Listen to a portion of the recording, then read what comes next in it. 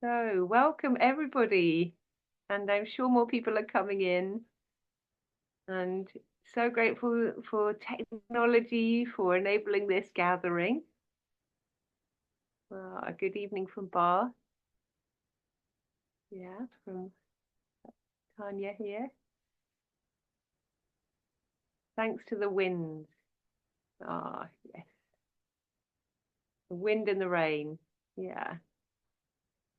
Wow. So extending so much thanks to all of you for coming, and also to the trees and the forest that inspires us all, probably to be here tonight. Grateful for this space to be together.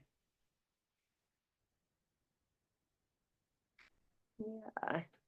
So really looking forward to sharing this evening with you and welcoming Yannick, my friend and colleague. And yeah, just want to start the evening by really thanking everybody so full-heartedly for coming, and that this evening is an offering of love and friendship, and of great thanks for all of your support for our work. And yeah, just really wanting to thank so many of you for supporting us to bring into manifestation this Tree Ogham game that we've been creating, Yannick and I, and with the support of Obod and Oak Tree Press. And um, it's just been a phenomenal, the amount of support we've already had. And yeah, so we've also been match funded so that we can now plant 3 more children's forests, which is so exciting. So thank you so much for that. And yeah, in a minute I'm going to hand over to Yannick, but I just wanted to let you all know as well that the match funding is open until the 6th of December, I think it is. So there's still a few more days for anybody you know who might like to support the work, because that any money that now comes in, we're going to be able to plant another children's forest with, which feels also really wonderful. So yeah, really sending out gratitude to the trees that have inspired this work, and also, yeah, to Yannick, my friend. And I'm going to pass over to you, Yannick, for a story presentation, and look forward to sharing some songs with you, I think, in a little while. So thank you. Yes, thank you, Anna, and welcome everyone. It's very beautiful, good to be here. And I've prepared a story presentation about the origins of the Tree Ogham and my personal relationship with it, and how the inspiration for the Tree Ogham card game got sparked off. So I'm going to share my screen. And then I hope that you can all see my slides. Okay, so for those of you who have participated in my tree journeys before, you know that I really love a good presentation. And I find that the images just really add to the storytelling. Like I myself am a very visual person. So I thought, what can I bring together? What kind of different threads can I weave into this to tell the story of this um, beautiful creation and creative project between me and Anna that is now going out into the world. So let's start with a little bit of history. What you can see here are the Dunlow stones in Ireland. And I incorporated them to show that the Ogham is actually the oldest written language in the British Isles. So these go back to the 4th century CE. And like scholars are kind of in a debate whether or not the Ogham is older, but these are like the first ones that we can put our finger on, the first ones that have survived. But it's very likely that Ogham that was carved in wood just hasn't survived, and there's strong evidence for it to have its origin in much older Irish Druidic tradition and lineage. And you can see here on the right side one of the stones, and one thing that's very characteristic is that the edge of the stone is used as a straight line from which the Ogham lines have been carved either to the left or to the right or across both or kind of at an angle. And it's always read from the bottom to the top. So here we have the letters C-U-N and so on. And you might wonder, like, what does this mean? What did people encapsulate messages? And actually in the 4th century, there's evidence that early Christianity just started to take hold in Ireland. So there's also an overlap that even though the Ogham itself is pre-Christian, a lot of the stones that have survived are used in like a kind of classic Christianized Christian context, which is for boundary stones and kind of markers of territory. And the word here actually just means it's someone's name, and it means dog head. So whoever would have passed this stone would have read dog head and would have probably known that this is connected to the ancestral lineage or the claim of territory and that particular area. And here I have a little game for you. I know this looks a bit technical at first, but it's actually quite simple. So on the left-hand side, there's a word. And then on the right-hand side, all the letters, it's the key to decipher the secret message. And I'm going to give you all a minute to challenge you to see if you can actually make sense of this word. And once you've got it, please write it in the chat box.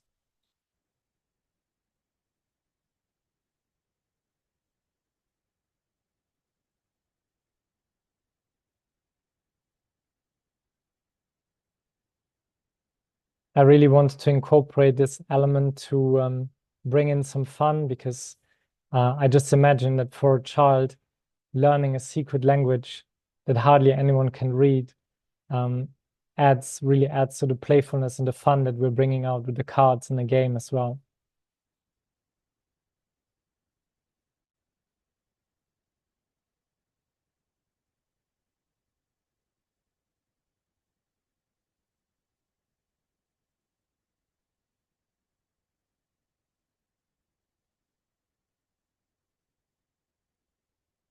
So I can't actually see the chat right now.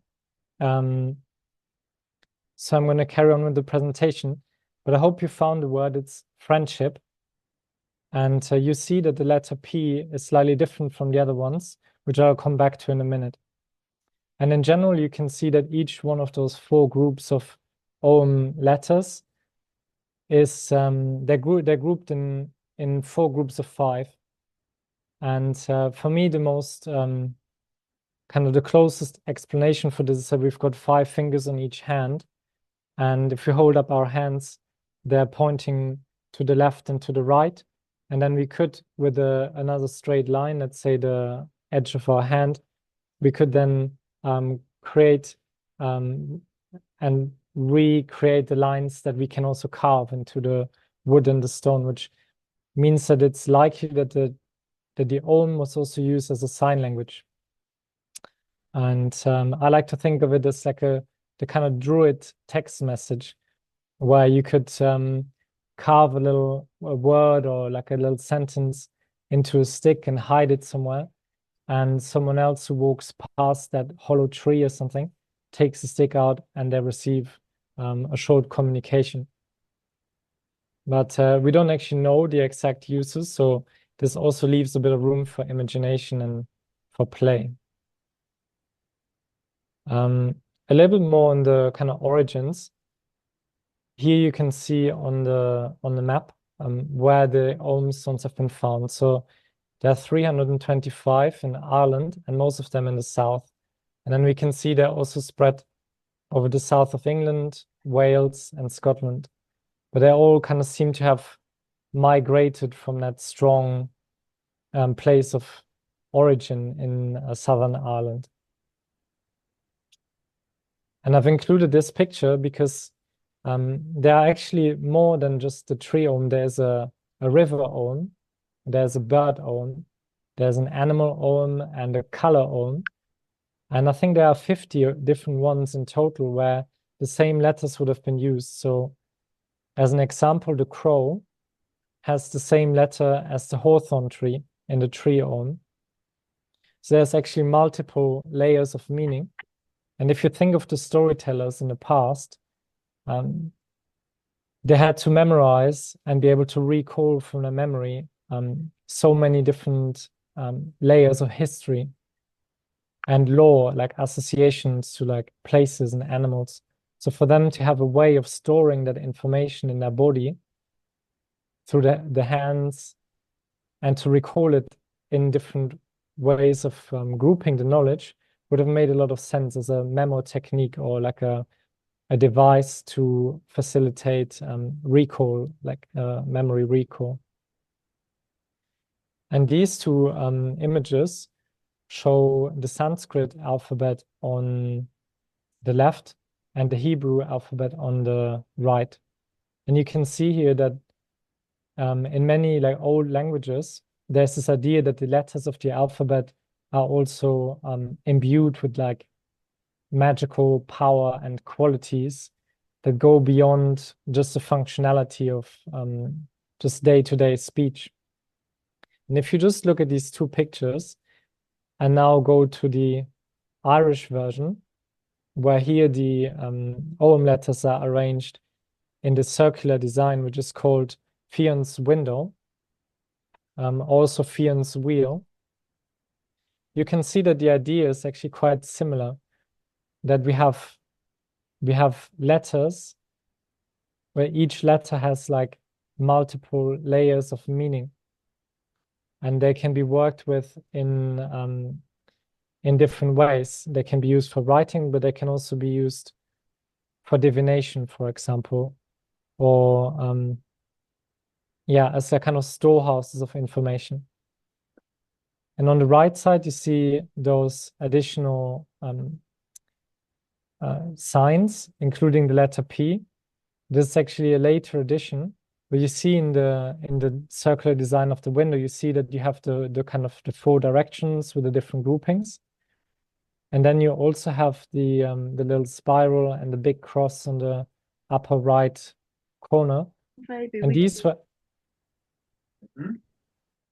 were added later on for the simple reason that in the Proto-Celtic languages, certain letters were not very common. So the letter P, even until now in Old Irish and Scottish Gaelic, there are much fewer words with the letter P because it didn't feature so much in the original languages.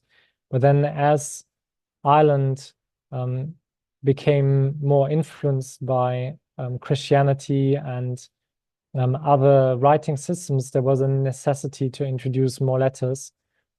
And the additional ones are called the four-feather, which is like a medieval addition to the Ogham.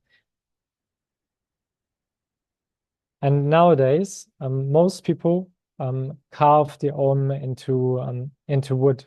So here's a set that I've created myself, where I've gone on this journey that took over a year to find each one of the trees in the Ogham, and I then ask for permission to harvest some of its wood.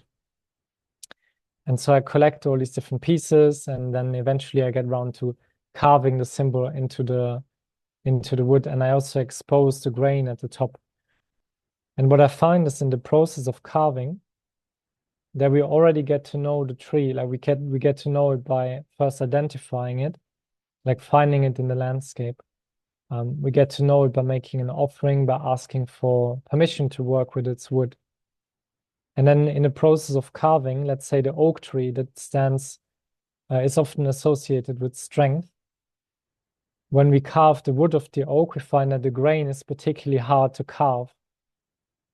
And I find that very interesting because a lot of those more energetic or subtle qualities that we attribute to the trees are also reflected in their physical qualities and properties. So this is like a really holistic approach that includes a lot of our different senses, from feeling to seeing. And with some of the trees, we can also forage. And I'm very grateful for Anna for including her foraging knowledge and her tree medicine making knowledge into the little booklet that's also part of the Tree Ogham cards. And here's a picture of me, because I'm going to transition now into sharing my own personal story. So this is in 2017. And that shows this picture because I'm actually parked in my van in the woodland where the Children's Forest is now running their trainings. And at that time, I didn't know anything about the Children's Forest. I'd just come over from Belgium where I'd finished my social work studies and worked in a kindergarten as an educator. So I also have a background in working with children myself. And what called me to England was really that the kind of remnants of the Celtic ancestry, the sacred sites, the beauty of the old forests. And I just felt like a strong calling. And I converted this van specifically to come to England in 2015. But a 4-month project turned into, it's now been 9 years. And I just connected so deeply with the land and the people that I just decided to stay. And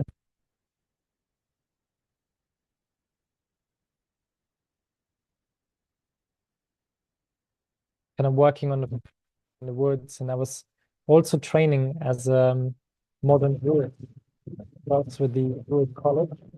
But later on, so for me, that feels like a very beautiful confirmation of this uh, way that life allows us to kind of resonate and meet the people we're meant to be meeting. For that later on for me to return to this place for the training with the Children's Forest. So as I started learning and familiarizing myself with the modern Druidic framework and practices, I also developed these kind of infographic posters because, like many, I'm a visual learner, and I always want to have an overview of a topic before I go into details. So it really helps me to create something that I can grasp quite quickly, and then I can lose myself in the detail and come back to the overview when I need to. And this is the Tree Ogham poster that I've created. You can see here that it's includes the letters, like the Ogham signs, the letters, and then I've incorporated some of the botanical drawings as well. Under each tree, you find a short summary of some of its energetic properties and some of its symbolism and associations. And the beauty of this is like in the oral tradition, like modern Druidry, even though we use writing nowadays, we kind of still honor oral transmission of knowledge, and especially in the sense that there's no dogma around this. So everyone is allowed to have their own connection to the trees and nature, not just allowed, but encouraged. So this is really an invitation or a signpost for people to go out and deepen their own journey with the land and the landscape and the plants and the trees. And you see here also that not all of them are trees. Some of them are plants like the bramble, the ivy can grow into a tree, but often it's also quite small. And the Tree Ogham is more of a snapshot of, it could also be called a woodland alphabet. It kind of reflects the actual ecosystem of the time of its origin. So this is also why there are some different variations.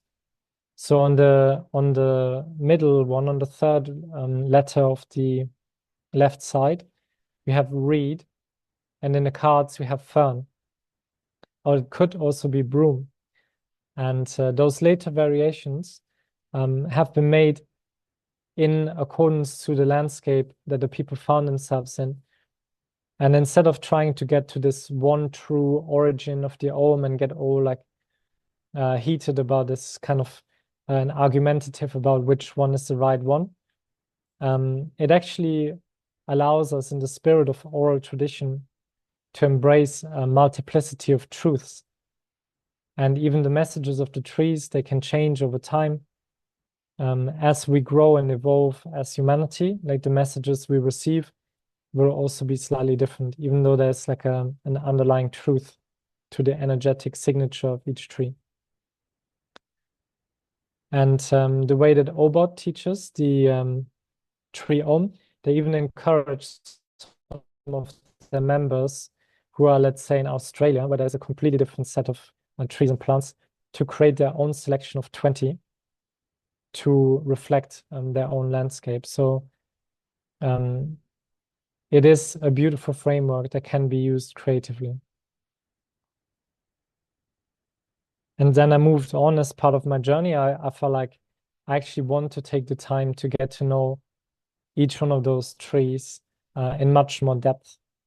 And this is when I started working on what I call the tree wisdom banners.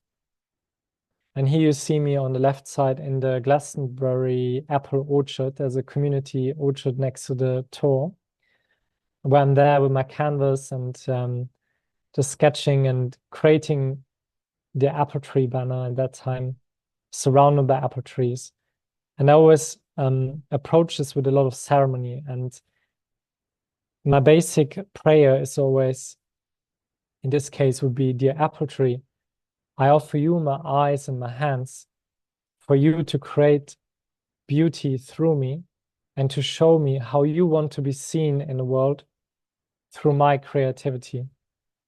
So I'm actively inviting the energy of the tree to guide the creative process. And I've been working on this since 2019. And here you can see the first 10 pictures that I've created. There's 15 in total that I've made so far. And it takes around 2 or 3 months, because one thing that I've learned from the trees is not to rush anything. There's like a right timing for everything. And when the trees drop their leaves in the autumn, there's a kind of grace to that process of release and letting go. And the same with creating something like this. It's not just about the outcome, it's about establishing relationships and deepening my understanding and knowledge. And I'm sharing this to show that this journey that I have been on has led me into quite a lot of depth of getting to know the trees. For you who have done the facilitator training with Children's Forest, you probably recognize this moment in the training where we start creating and dreaming up the forest, and it's animals and humans who are inhabiting it. And we're actually creating it in miniature before we go out and plant the trees. And I included this slide to say, to share a little bit about my connection with Children's Forest.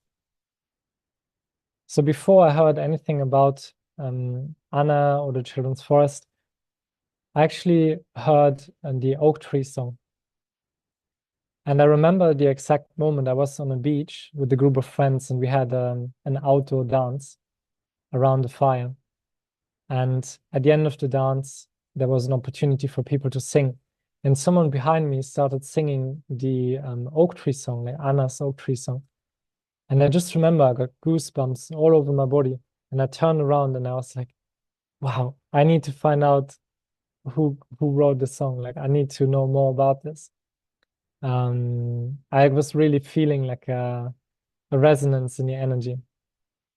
And so I actually researched and found out about Anna and her work and her team of beautiful people through the song, and later on decided to also join that training.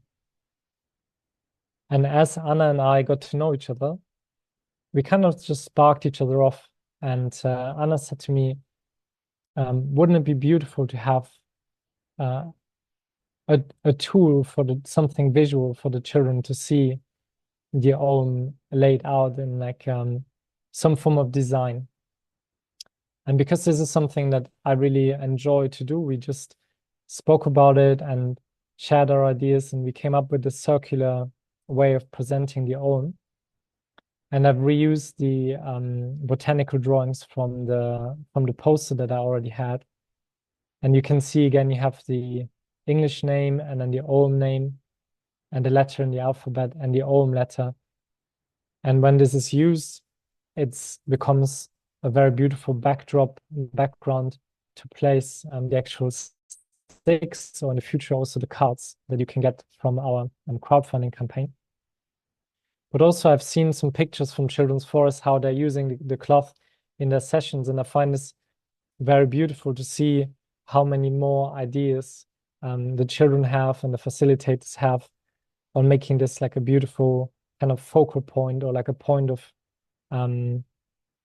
yeah, like contemplation for the work that we're doing outside. And after we had included the altar cloth in another crowdfunding campaign last year, just one thing kind of led to the next, and Anna and I spoke about adding to this resource, to this tool, and bringing in this beautiful card deck. So I've actually created these cards in March and April earlier in the year, and Children's Forest has had them for a while. So they've really tried them out with the children as well.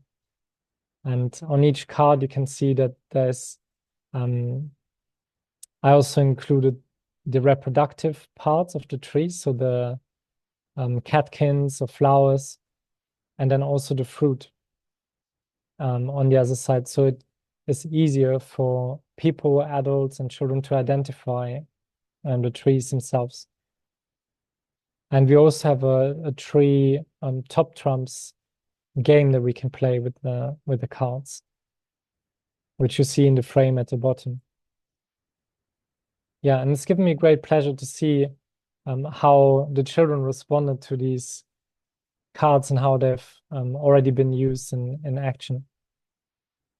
Yeah, it's just so yeah, meaningful and beautiful. I like to imagine myself as a child being in that position of being introduced to these the trees, but also the cultural heritage that is connected to the Ogham itself. And this is the end of my presentation. So for those of you who would like to be updated about my work and my offerings on a monthly basis, I recommend signing up to my Forest Heart newsletter. Something I put a lot of love and intentionality into, to really yeah, share my artwork and the story as it is unfolding, because my journey with the trees is also ongoing, and there's much more to come.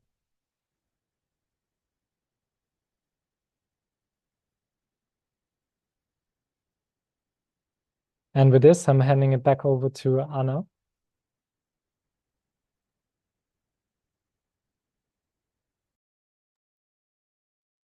Hello, sorry, I'm just getting back into the picture. Oh, thank you so much, Yannick. That was really, really gorgeous to see that presentation and yeah, hear more of your story that I didn't know about actually. That's wonderful. So thank you. And really so important and valuable to feel that heritage of the Ogham, and it is, as well as being there for us, it remains also mysterious, and I love that. I think it's important that there's still mystery and that we're still bringing our own relationship to it. I really appreciated that invitation. So Yannick asked if I would share a couple of tree songs, so I would love to do that with you. And one of the ways that we interact a lot with the trees when we're gathering the seeds to plant for the children's forest or gathering medicine or food is to thank the tree and share a song as part of our thanks. And yeah, it's my understanding this is a very old practice around the world, that we can share the energy of our hearts through song. So I thought about which songs to share, and I would love to share the Pine song. And it was lovely to see your banner of the pine tree there, Yannick. So this, yeah, feeling of divine light and connection, this very, very strong connection in this upright way that pine gives us. So I'd love to share the Pine song in honor and thanks of the pine. And we make a lot of pine tea in our forest schools. In fact, our most famous or favorite tea with the children is pineapple tea, which is actually pineapples, pine needles with chopped apple. It's really, really yummy. So I'll share this song, and this song was written by River Jones. And I really want to thank River, who is also a member of OBOD and teaches at the School of Celebrancy. And River wrote the oat song with me, the oak song. And this pine song was written by River. And I was there at the moment that she caught this song from the pine trees, which was an amazing moment. And the second verse of it has been created by the children of the Wednesday Wildlings group that I work with. So I'm going to share two verses and then I'm going to teach you the first verse. So it goes like this. Oh, pine tree, standing tall, from the hills I hear your call, arising, clear and strong, in my heart I hear your song. Oh, pine pollen, shining gold, needles treat a cough or cold, clean the air and sweep the sky, standing on the mountains high. So, yeah. We like making pine pollen pancakes in May with our group, so they wanted to add in a second verse for the pine pollen shining gold. But I'm going to teach the first verse, which nice and simple, and I'll sing each line twice and invite you to sing along on the second line. And then at the end, I'll sing the whole of that verse all as one. So, oh, pine tree standing tall, oh, pine tree standing tall, from the hills I hear your call, from the hills I hear your call, arising clear and strong, arising clear and strong. In my heart I hear your song. In my heart I hear your song. So let's just go for it and sing it all together. And just for a moment, just imagine those beautiful pine trees sharing their breath of life with us and holding that beautiful, bright energy of spirit and light, and especially around the winter solstice time and Christmas, when we turn our love and attention to these trees that really carry that bright light through the dark time. So thank you to the pine and all the pine families, including the spruces and firs that come into our homes to be our Christmas trees. So here we go. Oh, pine tree standing tall, from the hills I hear your call, arising clear and strong, in my heart I hear your song. So thank you to the pines. And yeah, I was also trying to tune into which other song I would like to share with you tonight, and I was really inspired to share a song that celebrates ivy, which is one of the beautiful plants that we'll find in the Ogham. And, you know, in many ways, it is a tree, and it can grow, as you'll soon find from the top trumps, up to being 300 or even up to 350 years old. And there's been a lot of misalignment of understanding about the ivy. And I feel it's a very, very sacred being. And when you really see how much life it supports, you just begin to feel so grateful for its presence. And it's actually very rare that it overwhelms the life of another tree. And actually, as it climbs, it also just really supports a lot of wildlife. And so this is a song in honor of the ivy. And rather than teach you the whole song, which is a little long, but how it's structured is a fairly traditional folk style song, whereby the second line is simply a refrain that's foldy, roldy, row.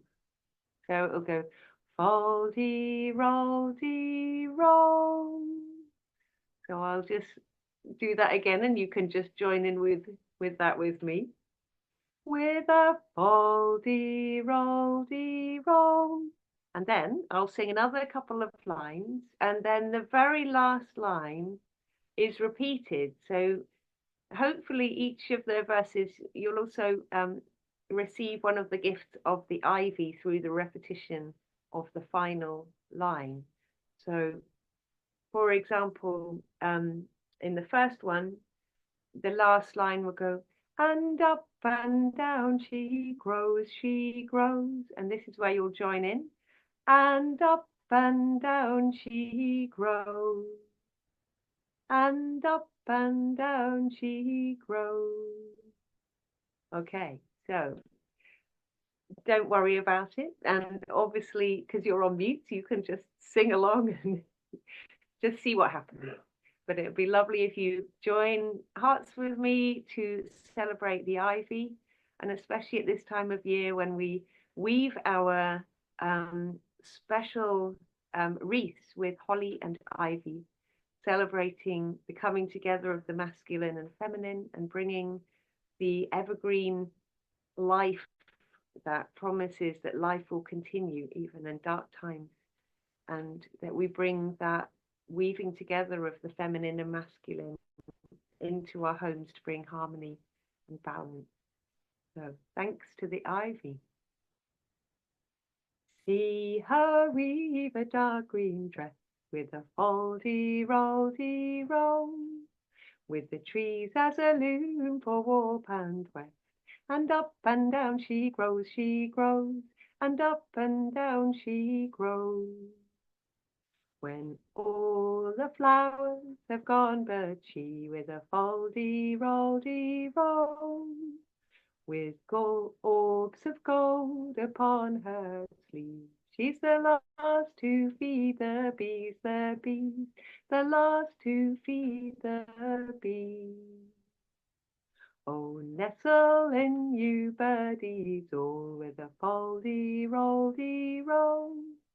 And in my arms I'll keep you warm when the cold north winds do blow, do blow. The cold north winds do blow. When winter's sleep falls on the land with a foldy, roldy, roll, sweet berries of black lie in her hand. For the birds when times are cold, for birds when times are cold. Weave with holly a ring so fine, with a foldy, roldy, roll, for two are one when love entwine. And round the sun they grow, and round the sun they grow.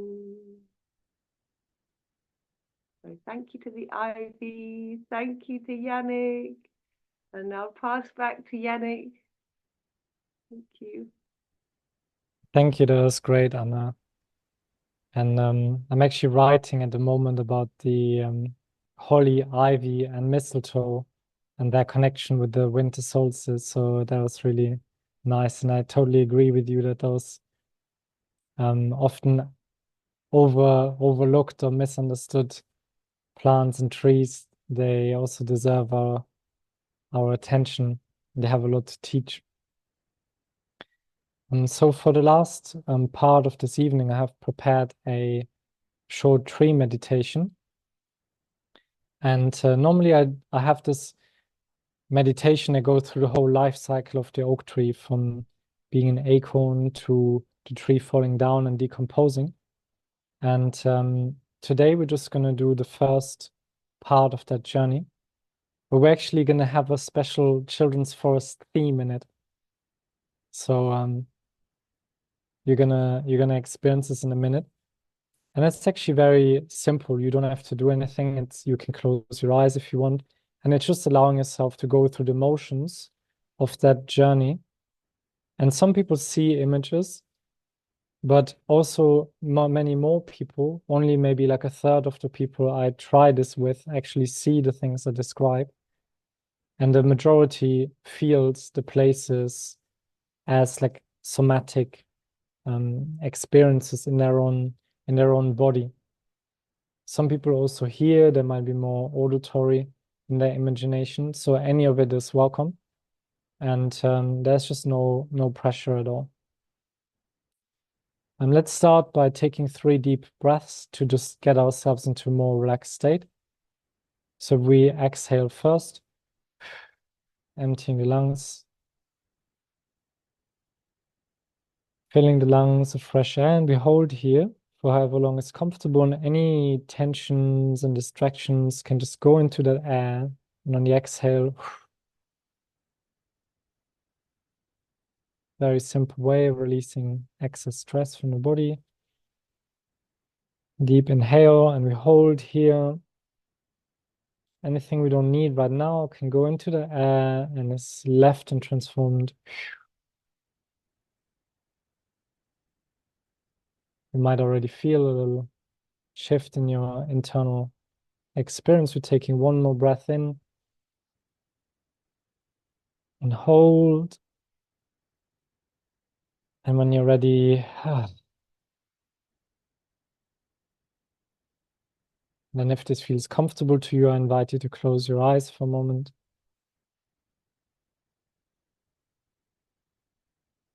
Feeling your contact with wherever you are sitting or lying on. How are you touching the ground, the pillow, the chair, the sofa?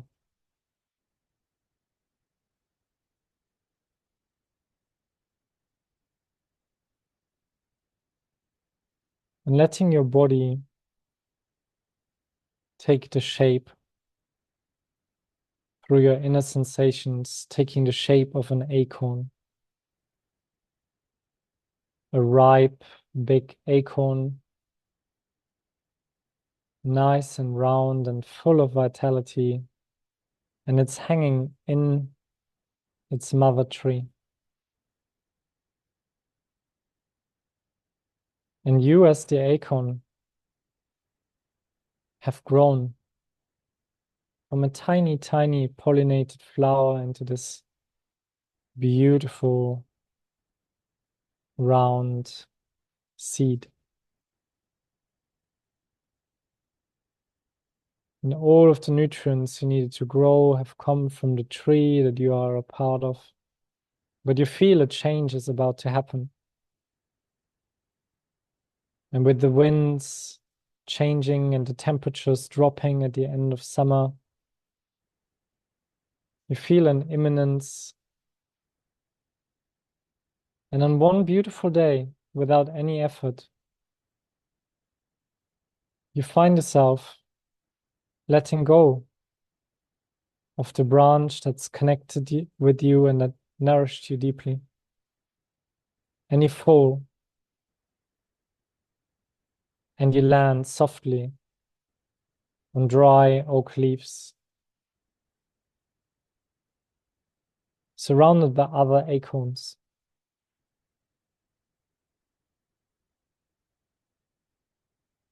What is it like to now be on the ground?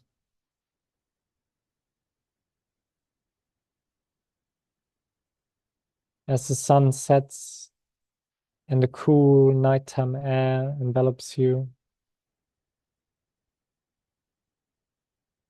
And as the sun rises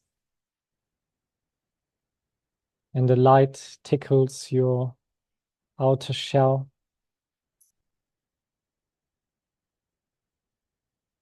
and then something unexpected happens. A squirrel comes hopping through the forest, and out of all of the acorns, the squirrel picks you up and holds you in its little paws.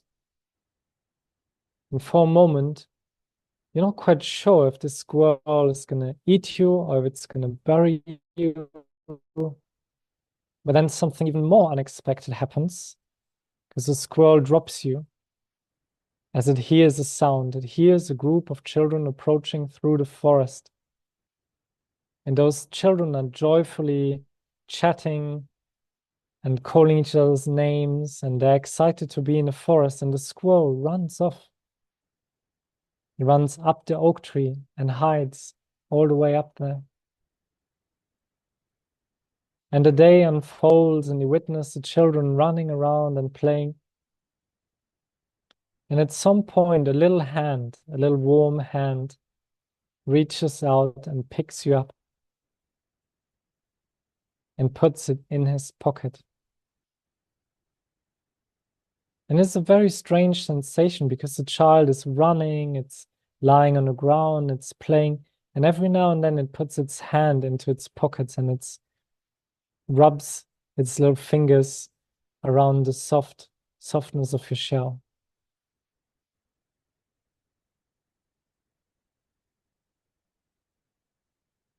And later on, you become part of an even greater adventure. You're leaving the forest behind. You're being transported in one of those cars that just speeds along the road, and you end up being planted by that child in moist, welcoming, fertile soil.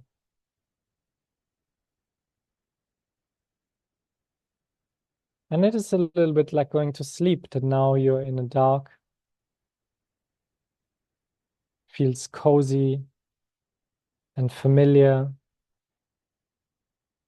And you can sense that everything you need is around you like a big blanket.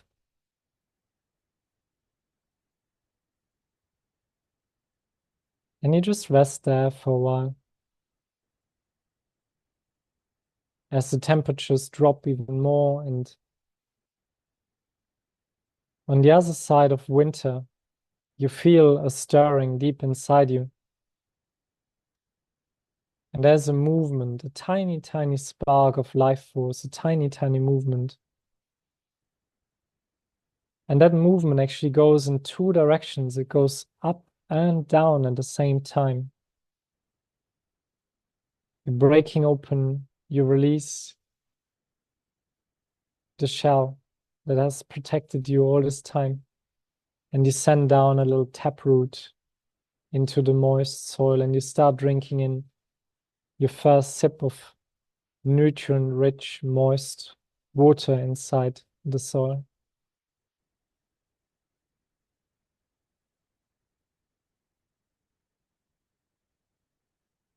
And upwards, you extend a little tendril that pierces through the surface of the ground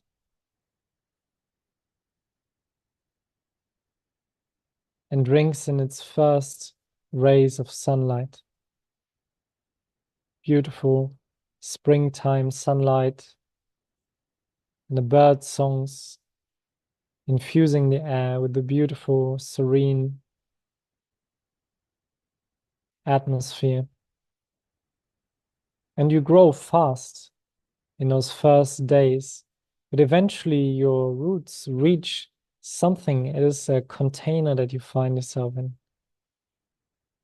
And you notice that you are inside a container that is allowing you to grow, but also starts to become a little bit tight after a while. You feel your roots curving around the edges of this container, this little bucket that you're in.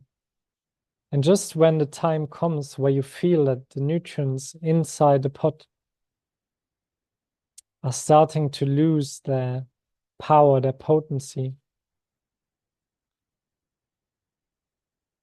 the group of children is back, and you get transported by a car once more, flying over the road with many other trees around you.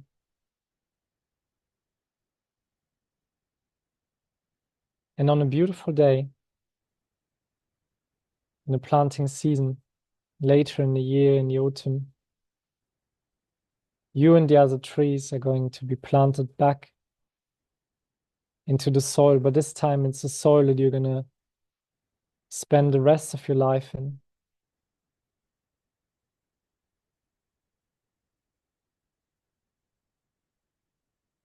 And you're sitting in your pot on a field, and the children around you are sharing stories and songs, and there's an atmosphere of joy and celebration.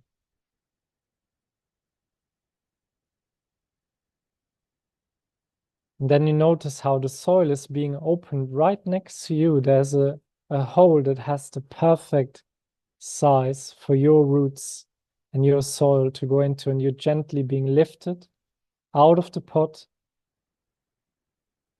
and placed into the soil.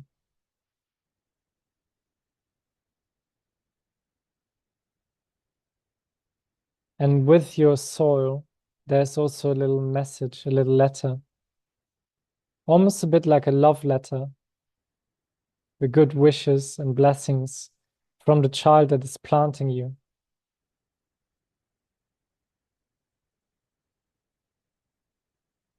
And with those good wishes and blessings, and the tree guard around you that keeps your leaves safe from the deer, and a nice big first sip of water, you make first contact with the mycelium and the root networks of this new place that you find yourself in. It's been such a journey to get to this place. From being up on a tree, to the ground, to the squirrel, to the child's pocket, to the tree nursery. But now you feel like you are getting to where you've always meant to be.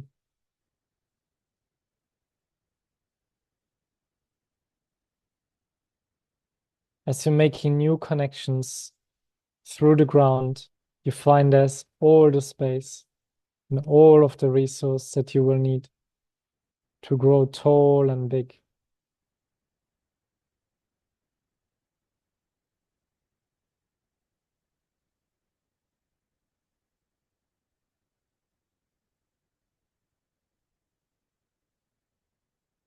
And that you're part of this newly, freshly planted forest.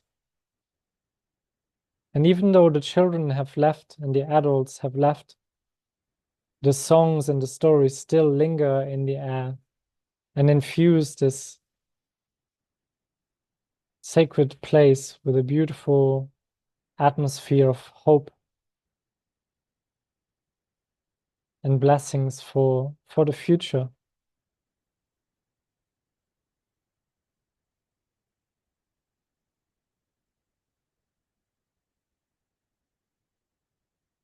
And then once again, the snow covers the ground and it gets cold and the soil freezes and your leaves have dropped down.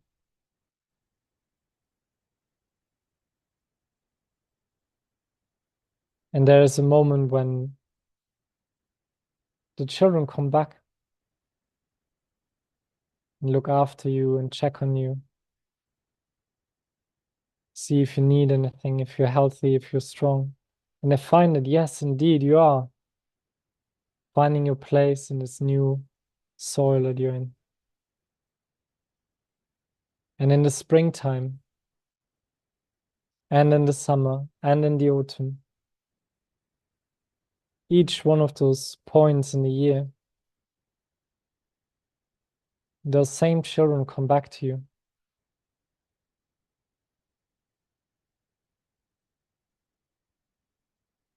And there's a relationship that is being established.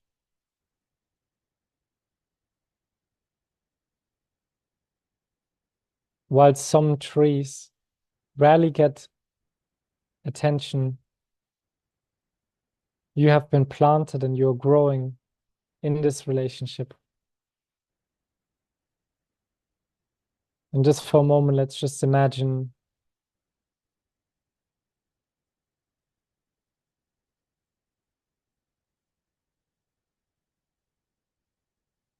what that might be like if we were that tree.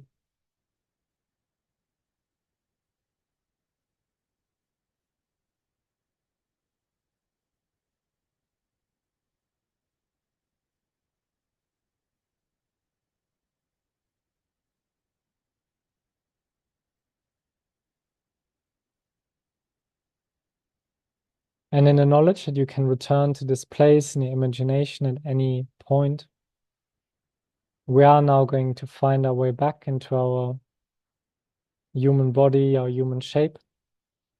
And you can just bring a hand to a place on your body to make contact with your physical shape. Maybe open your eyes, move your fingers.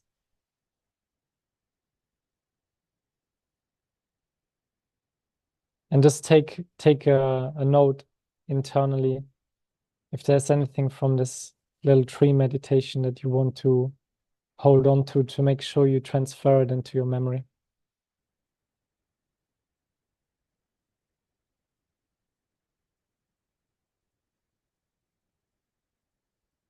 And with this, I'm going to pass over to Anna one more time.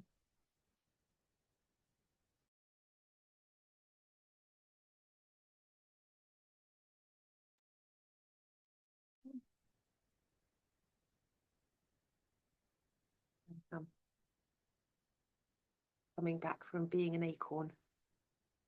That was lovely. Thank you so much, Yannick.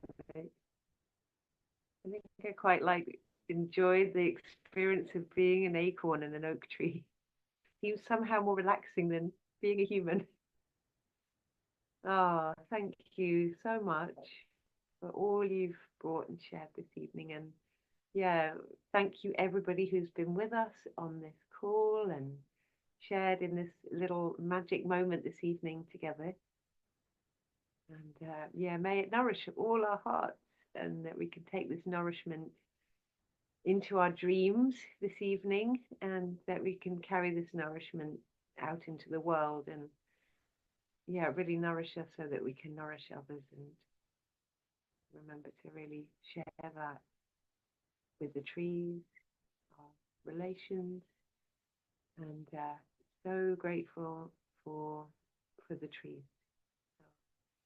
So just end this beautiful time together with a hearty thank you, and we look forward to connecting with you again into the future. Thank you. Yes, thank you everyone, and goodbye.